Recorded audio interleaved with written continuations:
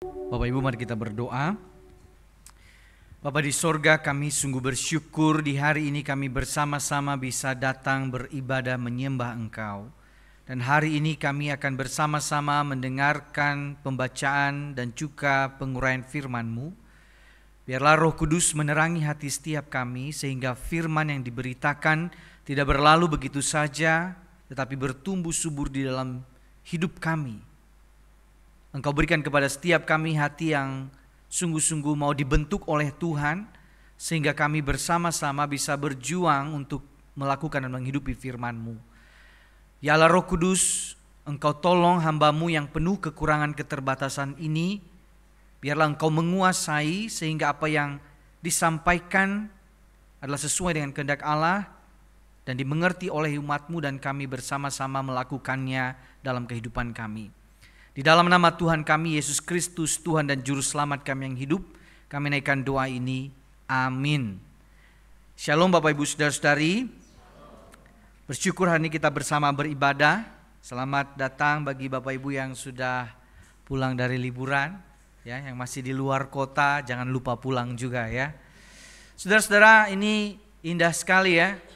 Masa liburan, sedang liburan, pulang liburan, temanya jangan membunuh ya saudara-saudara ya. Apa yang bisa kita pelajari dari hukum ini Bapak Ibu Saudara-saudari?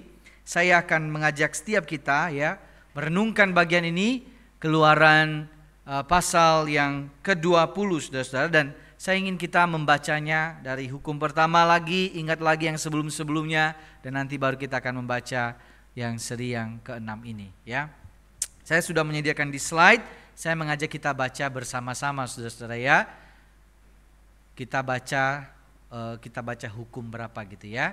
1, 2, 3. Hukum pertama, akulah Tuhan Allahmu yang membawa engkau keluar dari tanah Mesir, dari tempat perbudakan. Jangan ada padamu ilah lain di hadapanku. Hukum kedua, jangan membuat bagimu berhala yang menyerupai apapun yang ada di langit di atas, atau yang ada di bumi di bawah, atau yang ada di dalam air di bawah bumi.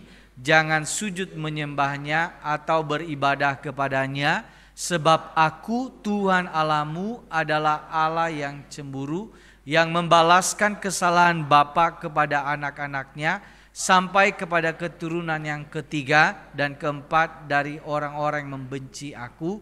Tetapi aku menunjukkan kasih setia kepada beribu-ribu keturunan, kepada mereka yang mengasihi aku dan yang berpegang pada perintah-perintahku.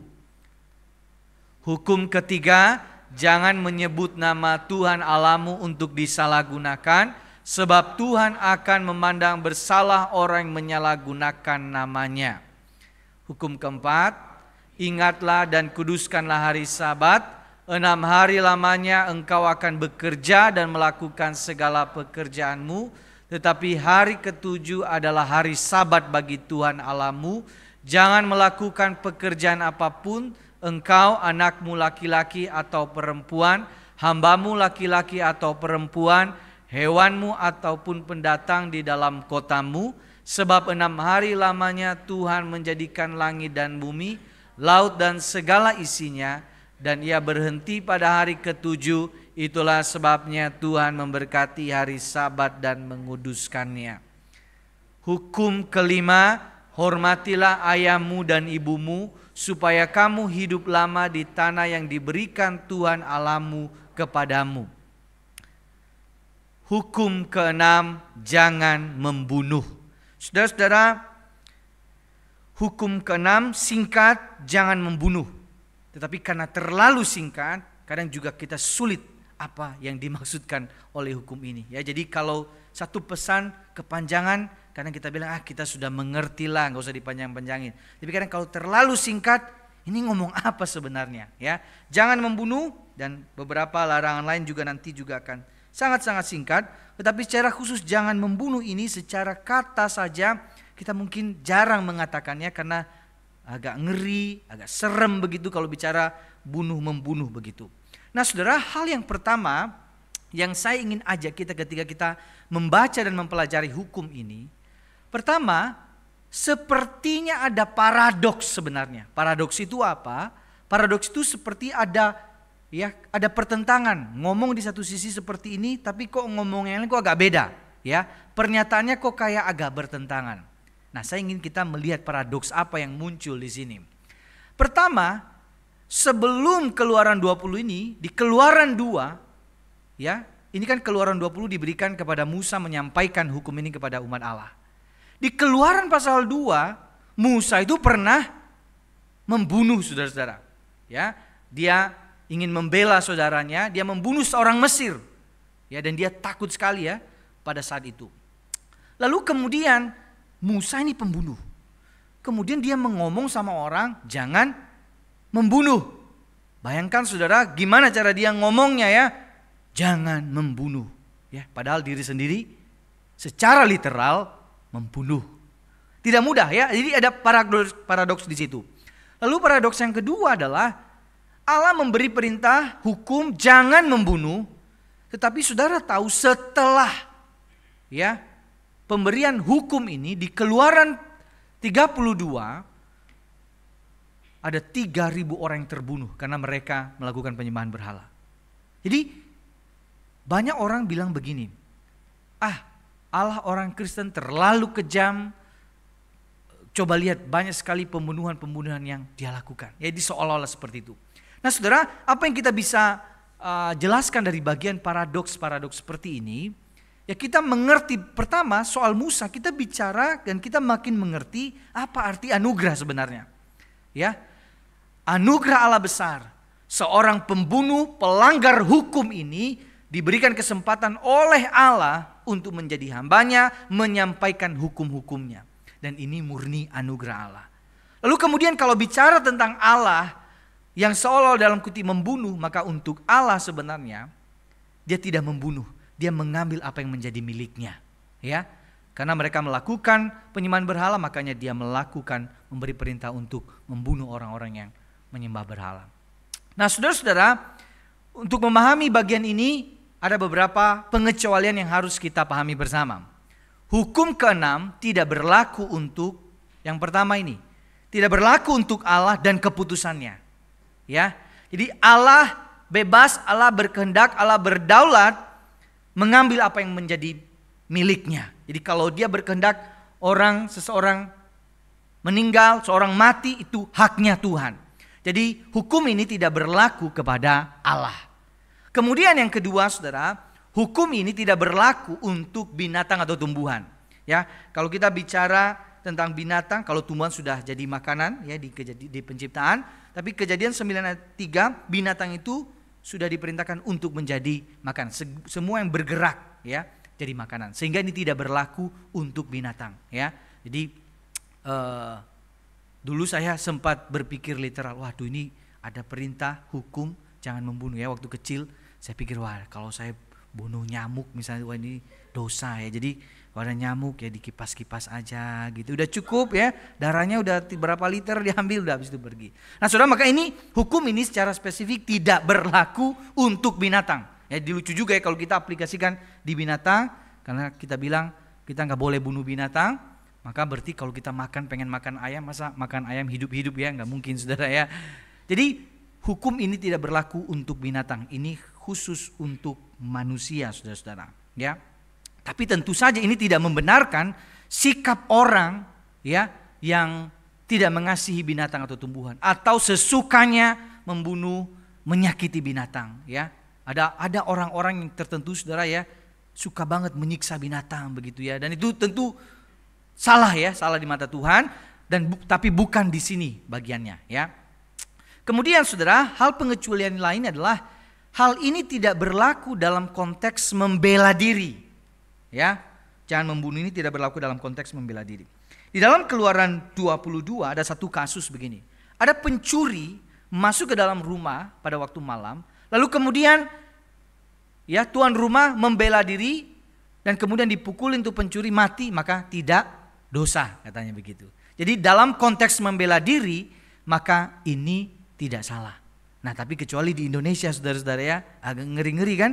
Beberapa waktu yang lalu ada berita begitu ya, ada seorang begal mau dibegal, terus karena si orang yang jadi korban ini tahu ilmu bela diri, ya dia hajar tuh orang-orang sampai mati, tapi dia jadi tersangka. Karena apa? Karena dia sudah membunuh begal, ya. Untung aja viral, akhirnya dia dibebaskan, saudara-saudara. Jadi memang secara ini agak gimana begitu ya? Kita mau membela diri, tapi satu sisi hukum juga agak lucu begitu. Tetapi dalam konteks membela diri, ketika kita sudah tidak bisa lagi melarikan diri, ya, hanya cuma satu pilihan kan?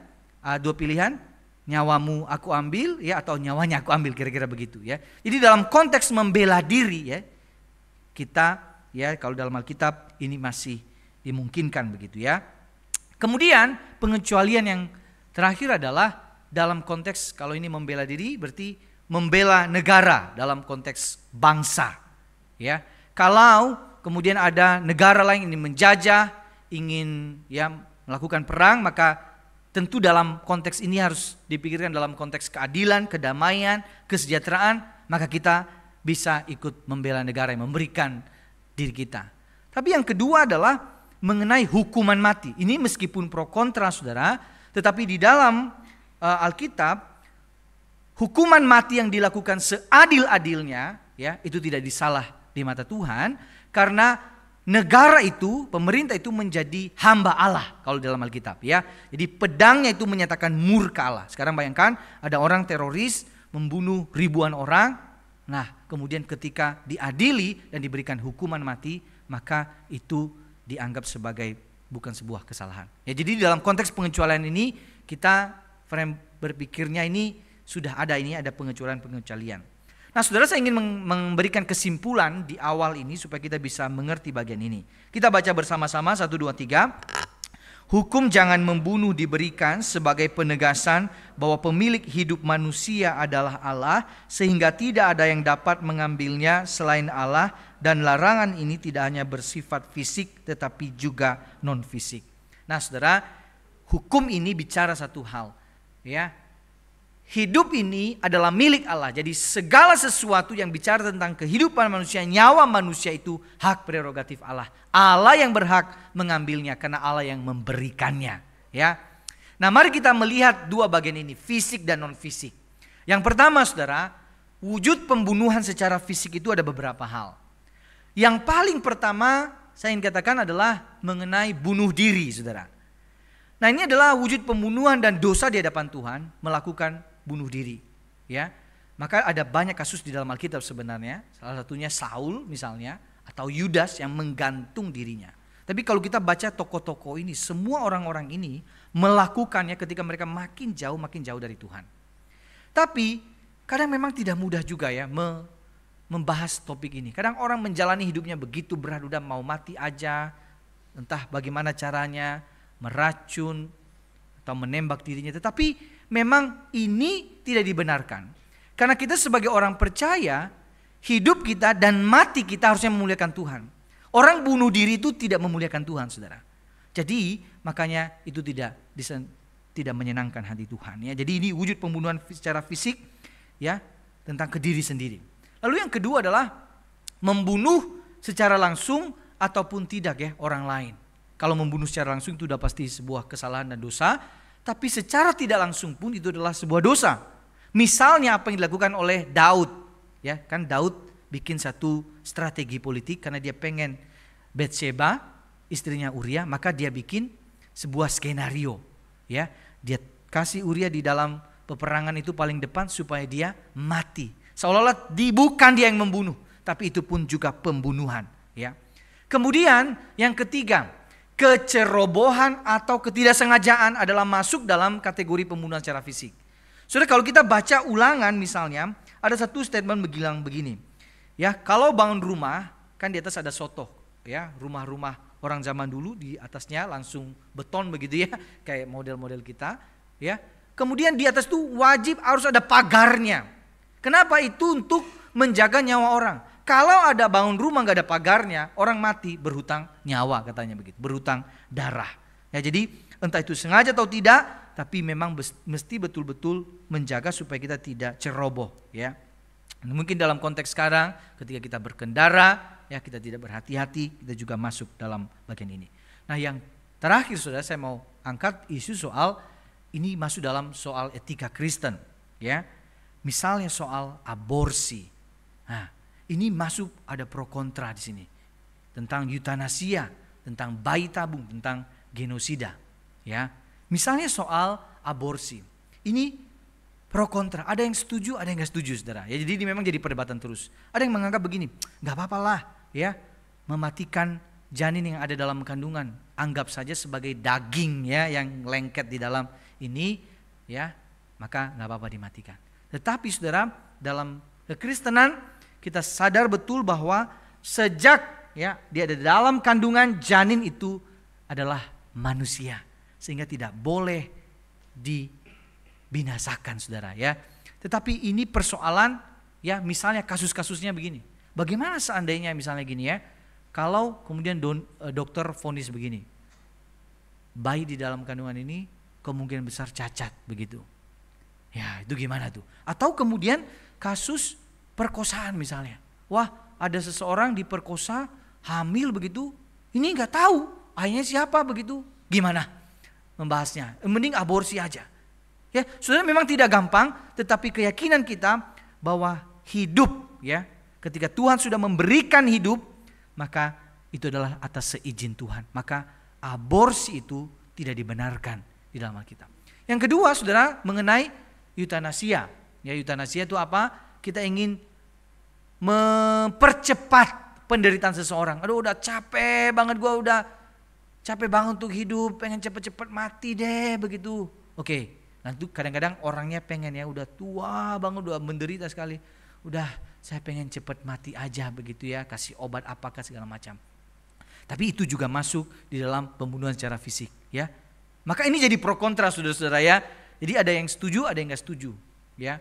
Tapi kita, ya, tentu di dalam konteks eutanasia ini kita memberikan hak-hak yang sewajarnya, ya, beri makan, beri minum.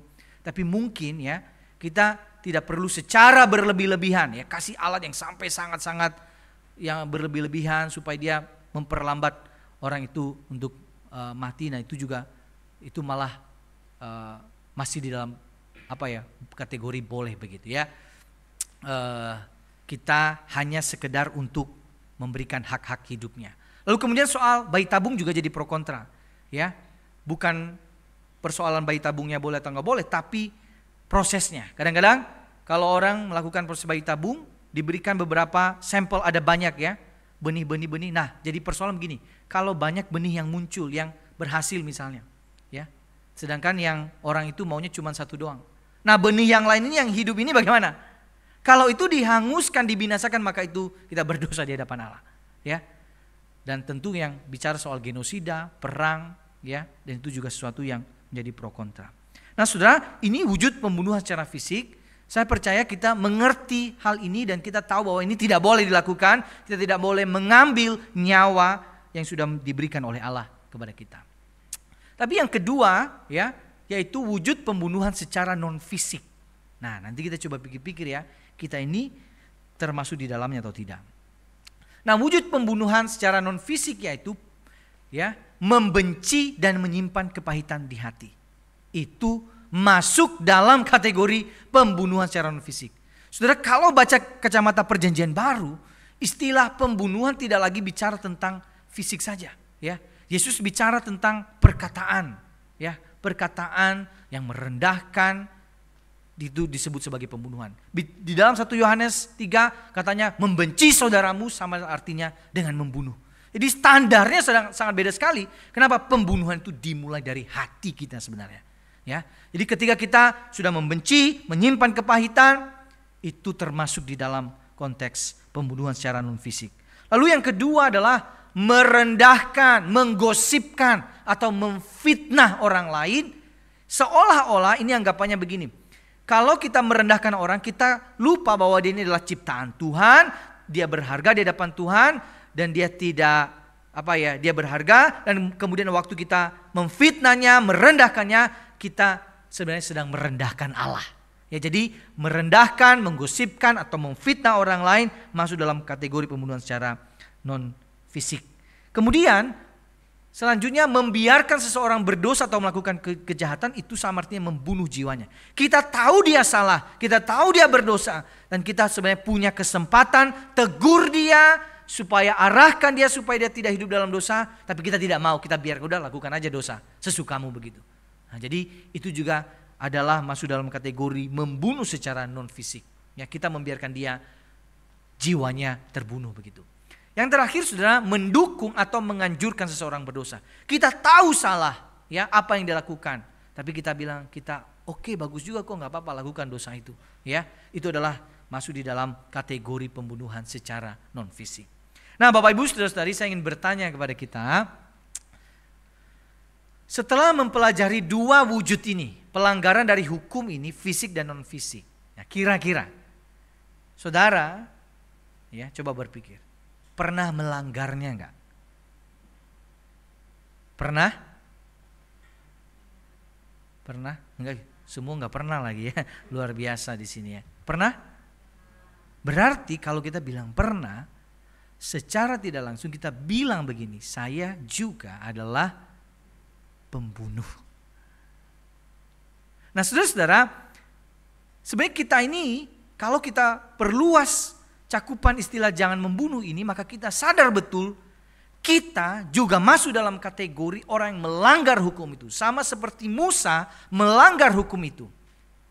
Tapi hanya karena anugerah Tuhan, kita ini saudara bisa dilayakan untuk menerima pengampunannya. Ya, kalau bukan Yesus yang memenuhi seluruh hukum ini, maka kita tidak bisa memenuhi hukum ini. Maka saudara, ada seorang pembunuh yang sekarang jadi jadi hamba Tuhan yang hebat, saudara. Dia pernah bersaksi seperti ini ya. Dia dulu gak suka sama orang Kristen, dia suka membunuh. Nah, dia ngomong begini. Namanya Paulus ya, kenal ya semua saudara-saudara ya. Paulus ini dulu si pembunuh. Ada orang bilang begini, dia ini si teroris. Ya, kalau baca 1 Timotius itu dibilang begini. Dulu aku penghujat, dulu aku penganiaya. Tapi sekarang ya Tuhan pakai dia untuk menjadi pemberita Injil. Dia ngomong begini. Perkataan ini benar dan patut diterima sepenuhnya. Kristus Yesus datang ke dunia untuk menyelamatkan orang berdosa, dan di antara mereka akulah yang paling berdosa. Kalau bicara tentang hukum ini, pertama-tama kita juga jangan berpikir, wah aku tidak melakukannya, aku tidak melanggarnya. Tapi berpikir seperti pola pikir Paulus ini. Aku juga berdosa. Aku melanggarnya, tapi aku bersyukur Yesus datang ke dunia menyelamatkan orang berdosa sehingga aku tidak binasa, aku tidak dihukum oleh Allah. Jadi waktu kita bicara hukum ini, kita ingat lagi anugerah dari Yesus Kristus. Nah, saudara-saudara, kita sudah bahas pembunuhan secara fisik, secara non fisik. Nah, waktu di awal ya, ketika kita membahas hukum 10 hukum Allah, saya mengatakan bicara soal hukum, kalau ada larangan berarti ada perintah positif di dalamnya. Nah, saya ingin mengajak kita saudara melihat ada perintah positif dari larangan ini, dan nanti kita sama-sama bisa mempraktekannya dalam hidup kita. Coba pikir-pikir Bapak Ibu, ada 3 hal ini. Mana hal yang saudara rasa, oh saya pengen lakukan itu hari ini ya. Ada 3 hal ini, yang mana yang saudara pengen ambil komitmen untuk 3 perintah ini. Dari larangan membunuh ini ada 3 perintah yang diberikan oleh Allah. Pertama, kalau Tuhan bilang jangan membunuh, ya, jangan merendahkan orang lain, jangan merendahkan dirimu, maka sebaliknya, apa yang kita lakukan? Terima dirimu dan juga orang lain sebagai gambar Allah. Dalam Kejadian 1:27 dikatakan, Allah menciptakan manusia menurut gambarnya, menurut gambar Allah diciptakannya dia, laki-laki dan perempuan diciptakannya mereka. Jadi saudara-saudara, mungkin kalau kita berpikir, aduh saya ini sudah tidak merasa tidak berharga lagi, saya sudah tua, tubuh saya sudah lemah. Tapi ingat sekali lagi, saudara, bapak, ibu, opa, oma sangat-sangat berharga di mata Tuhan. Ya, Tuhan ciptakan kita seturut ya, segambar dengan Dia. Apa artinya segambar dengan Allah? Kita punya sifat-sifat Allah, ya. Kita tidak diciptakan dari segambar dengan tanah, segambar dengan pohon, segambar dengan binatang, tapi segambar dengan Allah. Untuk mengatakan engkau adalah ciptaan yang istimewa, ciptaan yang sangat berharga di hadapan Allah. Nah, sebaliknya, kita juga mesti melihat orang lain sebagai gambar Allah. Saya gambar Allah, orang lain gambar Allah, terlepas dari segala kekurangan, kelemahannya, dia gambar Allah. Maka saya menghargainya, saya tidak menghinanya, saya tidak merendahkannya. Maka sebaliknya saudara-saudara, waktu kita percaya hal ini, kita juga mesti memiliki keyakinan ini. Kalau hari ini ada orang yang kayaknya, orang ini kayaknya gak benar begitu ya. Kayaknya udah gak bisa diselamatkan begitu, udah gak bisa diperbaiki. Nah, hati-hati dengan statement seperti itu. Karena kita tidak tahu cara Tuhan bekerja. Kadangkala orang-orang kita pikir hari ini kayaknya nyebelin sekali, rusak sekali, Tuhan bisa pakai luar biasa. Sama seperti si Paulus tadi, saudara. Kalau ada orang bilang gini, Lus, kasihan sekali, dulu kau hidupnya bunuh orang Kristen, aniaya orang Kristen. Jadi apa kamu nanti? Neraka. Ternyata Tuhan pakai, saudara-saudara. Atau si Petrus, terus kau menyangkal Yesus terus, begitu ya. Terus kau menyangkal Yesus begitu. Si Petrus jadi pemberita Injil luar biasa. Atau Nus ya, Yunus ya pastinya. Yunus, kau tinggalkan Tuhan ya. Kau lari dari panggilan, Tuhan pakai dia untuk memberitakan Injil. Jadi cara berpikir ini menolong kita, saudara, waktu lihat orang lain tuh, lihat dia dalam proses pembentukan Tuhan. Jangan kita pikir kalau hari ini dia kayaknya rusak. Nah, doakan saja supaya nanti kelak dia bisa ketemu Tuhan, dia dibentuk oleh Tuhan. Jadi ini menolong kita supaya menghargai setiap orang bahwa dia adalah gambar Allah yang diproses oleh Tuhan. Ya, terima diri dan juga orang lain sebagai gambar Allah. Yang kedua, saudara-saudara, perintah dari hukum ini yaitu seperti Matius 22. Perintah yang kedua yang sama dengan itu ialah kasihilah sesamamu manusia seperti dirimu sendiri. Jadi dalam bagian ini saya mengatakan bahwa perintah kalau dibilang jangan membunuh, maka sebaliknya hargai tubuhmu dan upayakan kebaikan bagi sesamamu. Jadi kalau kita ingin mengatakan, kita ingin mempraktekkan firman ini, hargai tubuhmu. Tuhan kan kasih tubuh ini, Tuhan kasih nyawa, Tuhan kasih hidup. Hargai tubuh ini. Nah, kenapa saya kasih gambarnya piring, ada sendok, ada garpu. Nah, ini bicara tentang apa yang masuk ke dalam tubuh ini. Ya, pernah gak kita benar-benar mikirin ya, makanan yang kita makan, zat-zat yang masuk ke dalam tubuh kita, minuman yang kita makan. Apakah kita menghargai tubuh ini sebagai tubuh yang diberikan oleh Allah? Kenapa kita mesti olahraga? Kenapa kita mesti menjaga kesehatan kita? Karena kita menghargai tubuh ini masih diberi kesempatan oleh Allah untuk hidup, maka aku menghargai tubuh ini. Ya, kalau makan jangan terlalu rakus ya, mesti makanannya upayakan yang sehat. Ya, tentu ini tidak mudah, saudara ya. Kita kan suka makan yang enak-enak begitu ya. Tapi ini sebagai upaya untuk menjaga dan mempraktekkan firman ini adalah menghargai tubuh. Sebaliknya, kalau kita bilang gini, jangan membunuh sesamamu, berarti apa? Upayakan kebaikan untuk sesamamu.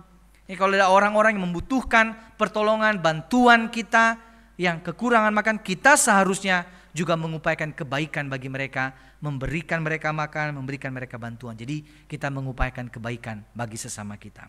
Saudara, yang terakhir, saudara ya, yang terakhir adalah dari hukum ini, yaitu segeralah berdamai dan jangan menyimpan kebencian. Saudara, saya ingin ajak kita baca Matius pasal 5, saudara-saudara ya. Matius pasal 5, mari kita membuka Alkitab kita Bapak Ibu. Matius pasal yang kelima.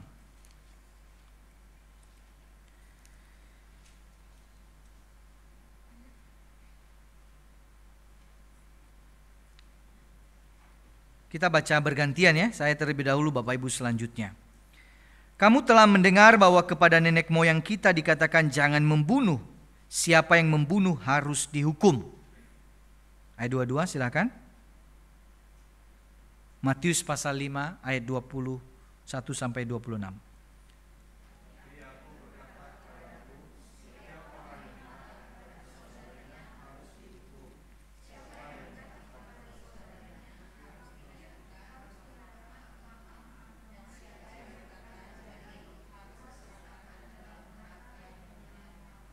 Sebab itu jika engkau mempersembahkan persembahanmu di atas mezbah dan engkau teringat bahwa saudaramu sakit hati terhadap engkau,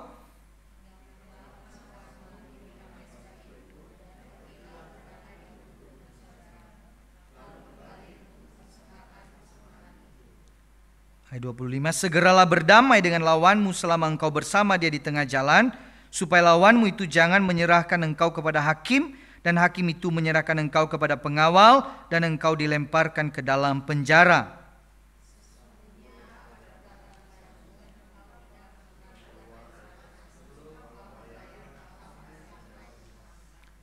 Saudara-saudara, ketika Yesus bicara tentang hukum jangan membunuh, dia mengaitkan dengan relasi, saudara ya, dengan hati dan juga untuk orang berdamai, memeriksa hatinya. Maka waktu kita ingin mempraktekkan hukum ini, ya, kalau di dalam bagian itu kan ada ngomong begini ya, aku berkata kepadamu, setiap orang yang marah, siapa yang mencaci maki dan berkata jahil harus diserahkan ke dalam neraka. Apa maksudnya jahil di sini, saudara? Ya, bukan iseng, jahil. Ini bicara tentang, ini orang juga para penerjemah juga sulit untuk menerjemahkan apa yang paling tepat. Tapi pada intinya begini, orang itu merendahkan orang itu serendah-rendahnya. Kalau istilahnya begini ya, kita bisa ngomong sama lu gak punya otak begitu ya. Itu seperti sebuah penghinaan. Kecuali di konteks kita ya, itu bukan penghinaan, itu puji-pujian kayaknya ya, konteks kita ya. Lu gak punya otak begitu ya. Itu sebenarnya sebuah penghinaan yang sehina-hinanya. Dan waktu kita merendahkan orang lain, nah saudara, itu adalah tidak dibenarkan di hadapan Allah. Karena kita menganggap bahwa Tuhan yang sudah memberikan hidup, memberikan segala-galanya, memberikan otak buat dia, kayak kita bilang, lu gak punya otak begitu ya. Jadi saudara-saudara, ini lalu kemudian Yesus bilang begini, kalau kamu ya ada masalah di dalam hatimu ya dengan seseorang ya, segera berdamai dengan lawanmu ya, selama engkau bersama di tengah jalan. Ini dalam konteks hukum ya. Ini kalau ini lagi mau ke pengadilan begitu ya. Lalu kalau mau jangan sampai dia ke pengadilan diputuskan hukumannya, kamu baru minta maaf. Sebelum dia menuju ke sana, kamu datang di tengah jalan ya, berdamai dengan dia. Nah, dalam konteks Indonesia ini juga bisa dianggap sebagai suap menyuap ya. Tetapi dalam hal ini adalah segera berdamai dengan lawanmu dan jangan simpan kebencian. Kenapa? Kalau ada kebencian di hati kita, sama artinya kita sedang memperbusuk diri kita, hati kita, jiwa kita, dan tidak ada enaknya saudara menyimpan kebencian sama seseorang. Maka segera berdamai, unsur kesegeraan. Kalau ada hari ini Bapak Ibu, yang Bapak Ibu kesel, saudara tidak berdamai dengan dia, saudara ada bermusuhan sama dia, ya, firman Tuhan hari ini lakukan, segera berdamai. Dan kalau kita segera berdamai, ada rasa plong di hati kita. Ada rasa bebas di hati kita. Saudara-saudara, beberapa kali ya, kalau saya mau pelayanan, kadangkala saya ada konflik-konflik kecil dengan istri, saudara. Tapi jujur saya ya, kalau ada konflik saya kayak gelisah hati begitu ya. Gak bisa tenang. Dan segera saya bilang, saya mau bereskan ini. Saya mau omongin ini. Buat apa saya ngomong firman Tuhan, tentang kebenaran firman Tuhan, tapi hati saya sedang tidak baik-baik saja. Hati saya penuh amarah, penuh kebencian kepada orang terdekat saya. Maka kalau kita ingin mempraktekkan firman ini, pertama tadi terima diri dan orang lain sebagai gambar Allah. Yang kedua, hargai tubuh dan upayakan kebaikan sesama. Dan yang ketiga, segera berdamai dan jangan menyimpan kebencian. Saudara, mari kita tundukkan kepala. Mari kita berdoa. Mari kita merenungkan 3 poin ini saudara. Dan ambil satu komitmen berdoa di hadapan Tuhan. Apa yang saudara diingatkan oleh Roh Kudus untuk saudara lakukan. Menerima diri sebagai gambar Allah. Menghargai tubuh dan mengupayakan kebaikan sesama. Atau Tuhan ingatkan saudara untuk segera berdamai dengan seseorang. Silakan ambil waktu berdoa secara pribadi.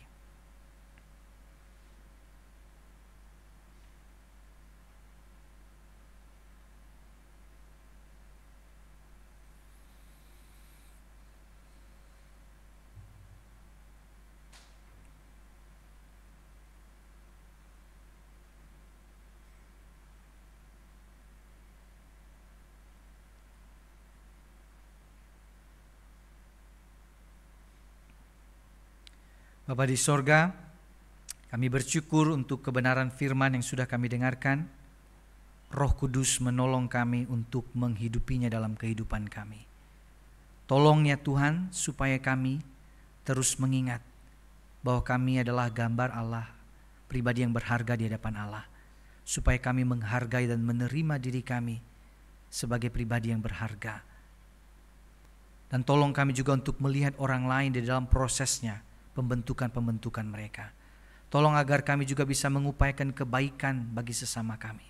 Dan secara khusus, kalau ada di antara kami yang hari ini datang dengan kemarahan, kebencian, biarlah firman-Mu mengingatkan untuk segera berdamai dengan orang-orang yang telah menyakiti hati kami. Sehingga di dalam diri kami hanya ada kasih Kristus. Di dalam nama Tuhan kami Yesus Kristus, Tuhan dan Juru Selamat kami yang hidup, kami naikkan doa ini. Amin.